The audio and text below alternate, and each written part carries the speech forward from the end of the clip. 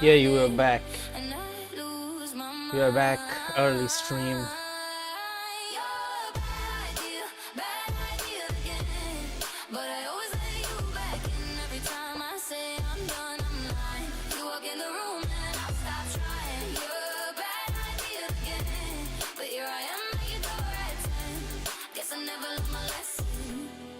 Hey, I'll be back.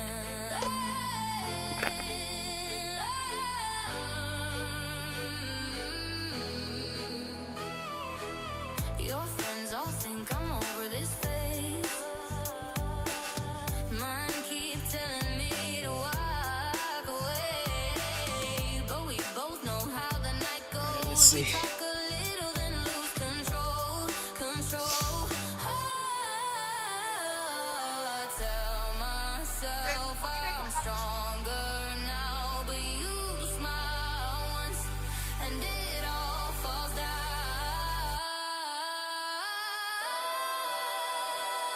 You're a bad idea again. But I always let you back in. Every time I say I'm done, I'm lying. You walk in the room and I start trying. You're a bad idea again. And here I am at your door at 10. Guess I never learned my lesson. You're a bad idea again. God damn, my hairline is cooked. Whew. But tonight I'm not over it. You say come closer and I give in. Yeah, here we go again. You're a bad idea again. But I always let you back in. Every time I say I'm done, I'm lying. You walk in the room and I stop trying. You're a bad idea again. But here I am at your door at 10. Guess I never learned my lesson. You're a bad 26.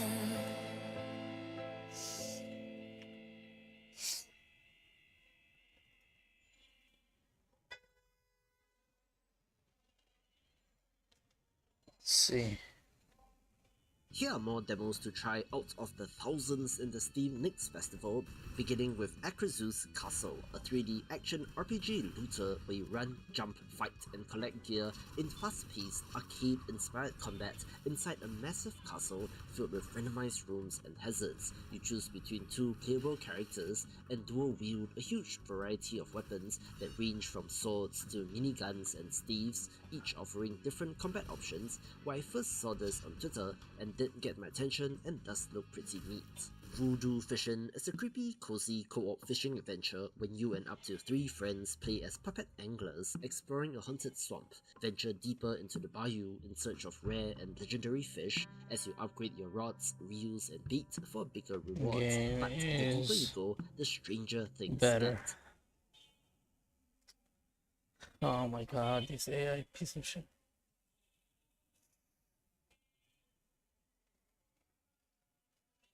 What is the best shooter game out there right now? This question came from my friend, or editor, Aves. He's an indie gamer, but hasn't really played many shooter games in the last few years. I'm so bad! I'm so bad! Since I've spent over 16,000 hours streaming mainly shooters and have hit the highest rank in multiple games, he came to me to get a recommendation. But honestly, I don't know what the best shooter game is out there right now. So I set out to find the best shooter game out right now. The criteria is that it has to be free, any shooter game, not just FPS games, and is rewarding to get into. I went through the top 100 games on Steam and Twitch, picked out all the shooter games to make the ultimate tier list. The goal is to find a game to place at the top of the list in the S tier spot. Here we go, starting with Valorant. Whoa. Didn't we just make a video on why everyone hates Valorant? Yes, we did just make a video on why everyone hates Valorant, but I do think the game has a lot of really good things, despite Valorant not being in the greatest state of all time. As someone that hasn't played the game and been abused by it for the last 5 years, it's a pretty fun game. The shooting mechanics are very rewarding, and all the different agents, yeah, that can be overwhelming at times for sure, but it also is really fun to learn the different interactions. In comparison to some of the other shooter games we're going to go over in this video, this is probably one of the easier shooter games to pick up in general. The main reason being is that there's common ground between every agent. the guns. The core mechanic across Valorant is the gunplay. And that being the first thing you learn. Now, for the rest of the list, how I'm judging each game is based on how much enjoyment you get versus how much you have to put into the game to get that enjoyment. So if a game is harder to get into, the amount of enjoyment you get out of it needs to be at minimum proportional to the amount of effort you put into that game. So basically, the higher the barrier for entry, the harder the game is to learn, the more fun you need to get out of it at the end of the day. Otherwise, why not just pick up a game that's easier to learn and easier to have that fun and get that dopamine quicker? With that, let's jump into Valorant's predecessor, Counter-Strike. As someone who has a lot of experience in shooter games, but not too much in Counter-Strike, personally, I find Counter-Strike just a little clunky is kind of the word. When you pick up Valorant for the first time, everything feels smooth. The gunplay feels smooth. The movement feels smooth. And when I go to Counter-Strike, it feels like my character is floating and my bullets aren't shooting straight. I know a ton of people are probably going to say, all right, Keo, skill diff, get better at CS. You're totally right. But if you're going from the lens of someone who's trying to get into FPS games for the first time, this game would be a pretty hard game to pick up. However, with it being a harder game to pick up, it does have way more variety in the ways that you can play the game. It has your classic 5v5 search and destroy, but then it also has a bunch of extra modes, like Wingman, which is genuinely one of my favorite game modes of all time, where you can just grab a buddy and 2v2 another duo. That's awesome. I don't know why more games aren't investing into game modes like this, because then the only people responsible for your outcome are you and your buddy. That's awesome. On top of that, CS has a ton of custom maps, so the further you dive into it, there's really just a lot more to do in comparison to a game like Valorant. However, from a base level, I do think that Valorant is a little more fun and easier to get into. The one thing that CS does have over Valorant that I absolutely love is gambling. I love gambling. Yeah. Yeah, that's about as expected. Nothing. Well, I have still never on to the next game, Apex Legends, which also has gambling. Oh, I got it! Wait, I got one. I got a red. I got the mythic! Apex Legends is a battle royale FPS game where squads of 3 pick different legends and drop into a map where you fight other squads until one squad is left. I didn't play it a lot when it came out originally because there were a lot of things that kind of just felt wrong in the game to me, where I would run the perfect middle ground. Well, I don't like if there's like games that are like, let me see, finals. This is probably finals.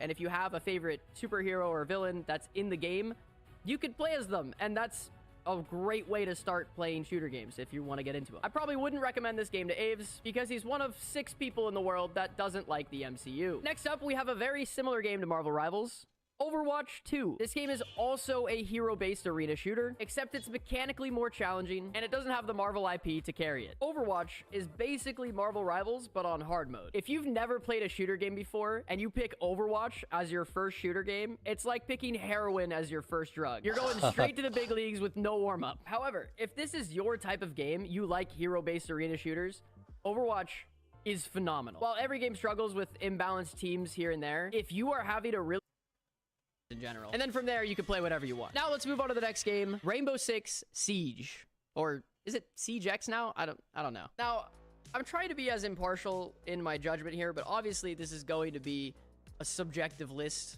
and tier list. This game, to me, is awful. I'm sorry. I have to say it. Wait, why? So Siege is similar to Valorant and Counter-Strike, that it's a tactical first-person shooter. But Okay. I honestly wouldn't even put it in the same category as a tactical FPS because it's so much more tactical than the other shooters. It's not really about the shooting as much. It's more about the tactical part. There are a ton of different operators to choose from, which honestly makes the game very overwhelming. And the time to kill in this game is the shortest time to kill I've ever seen for a tactical FPS. If you shoot anyone in the head in this mode, they will die. It does not matter where the bullet came from. If it got shot through 6 walls, if you hit them in the head, they will die, which is a crazy thing. And I was talking about this the other day. Somebody was trying to learn Valorant and had a background in Siege and was having a hard time learning Valorant, which makes sense because if this is your baseline, I genuinely feel sorry for you because this is a crazy level of tactical gameplay in comparison to what I consider the more fun part of the shooter game, the shooting.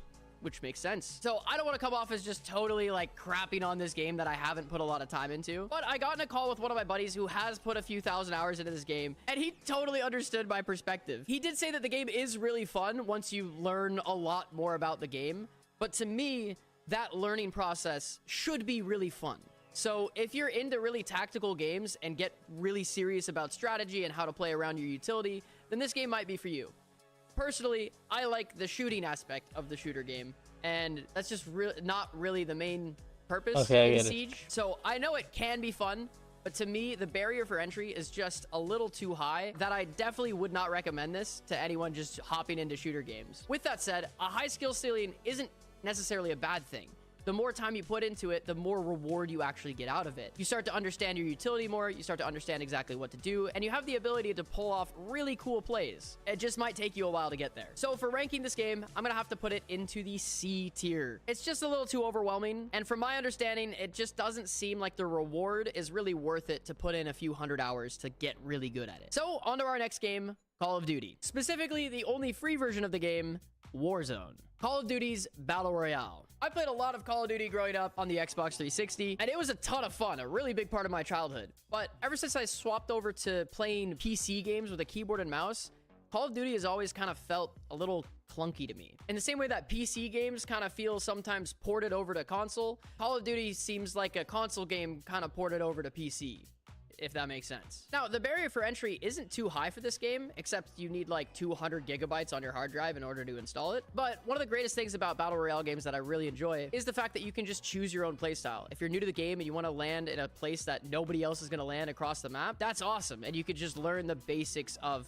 movement and looting and understanding what your guns do. That's a great way to learn. However, that also means you're going to spend the majority of your gameplay looting, and then you're probably going to get smoked by someone who's played a lot longer than you and then has their loadout already dialed in. With that being the case for the main Warzone mode, I had a lot more fun in the Resurgence mode, where you respawn multiple times as long as your teammate is still alive. Overall, the gameplay is super polished, the gunplay feels good, getting kills is rewarding, but with the amount of other shooter games I've played, it just feels like this game kind of lacks depth that a lot of other shooter games has. And I get that not everyone playing wants that depth of gameplay. Sometimes you just want to hop on a game and not really think and just shoot some stuff with the boys. Totally nothing wrong with that. But if you're trying to pick a game that you really want to grind, I wouldn't put this game super high up on my list. Before I rank this game, I want to run it by Aves, because this is one of the few shooter games he's actually played. So Aves, how do you feel if I were to rank? This game has a few different game modes with big team battles and extraction shooters. It really surprised me. In the big team battle mode, the gunplay felt very similar to Call of Duty, except you have a little bit more depth with agents and abilities. So again, I was really surprised that this was a free game, because generally this market is kind of dominated by $60 games that release the same thing every few years. I had honestly never heard of this game before, but it peaks at over 200,000 players a day on Steam, which is kind of nuts. The big team battle mode has that similar vibe where you just want to play a game with your friends, and it's basically kind of mindless. You're just running around shooting stuff. Not a ton of depth to the game there. You're not really playing like, oh wow, I'm trying to make it so my team wins. You're kind of just trying to make cool plays and, I don't know, shoot some stuff. It's fun. But then if you get out of that game mode, you have a whole different game to play where you can launch into an extraction shooter, which is kind of nuts. These types of games, you basically load into a map kind of similar to a battle royale, but your goal is to loot things around the map, kill other players, kill some things in the environment. And unlike a battle royale, it's not the last player standing. Your goal is to extract successfully, and you keep your loot. Now, extraction shooters have crazy amounts of depth, and they are really fun to play, but having the base mechanics that you learn in a bigger team battle type of game is really cool, so that you can get a lot of experience in learning how to shoot and play around your abilities really well. Okay. Deadlock. Now, this game isn't technically fully out yet, but it is free and it's playable, so it's going on the list. Deadlock is a MOBA shooter. It's kind of similar to League of Legends, but instead of it being top-down, it's a shooter. This game has one of, if not the highest barrier for entry of any shooter game I've ever played, I think. The amount of things happening on your screen, different heroes there are in the game, different abilities you can have, different abilities you can shoot, which just isn't really a factor in Siege to me. Now, before we get to the final 3 games in this list, and the game that The middle might one is potentially finals. be S No. tier, we gotta have some But, honorable mentions because there are a lot of games that didn't make the cut for this list. First off, Rust is an incredibly cool shooter game, but it's paid. Barrier for entry is pretty high, but it seems like a lot of fun if you actually get into it. Fragpunk is incredibly fun. It's overwhelming, it's chaotic, it's wacky, it doesn't take itself too seriously, but its player count is pretty low. World of Tanks and War Thunder have shockingly high player counts. They both were in the top 100 games on Steam. And while they're technically shooters, I didn't really feel like they belong in this category. But hey, if you like tanks, check it out. Arena Breakout Infinite is coming soon, and that seems pretty hype. Halo Infinite is still puttering around, but its player count is also pretty low. Off the Grid is actually fantastic. I got sponsored to play this game a while back, and it was shockingly really fun. But it Halo? Ami upore.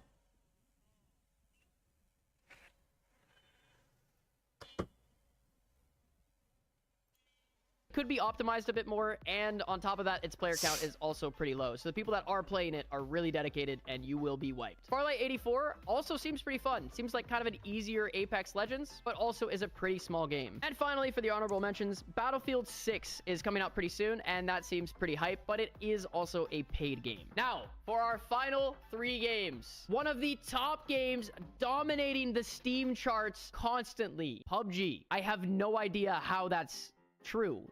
That's the case. This game consistently peaks in the top 3 most played games on Steam, which is insane to me because this game is terrible. It's just bad. I know it's very large on mobile and in Asia, but in general, this game is just so, like, terrible. It's like laughable to me. If you haven't played it before, PUBG is a battle royale game, and everything about it while playing it just screams I am a mobile game, and it's really clunky. It's well past its prime. It did have its time in the spotlight when the whole baffled that this is one of the top games on Steam. F tier.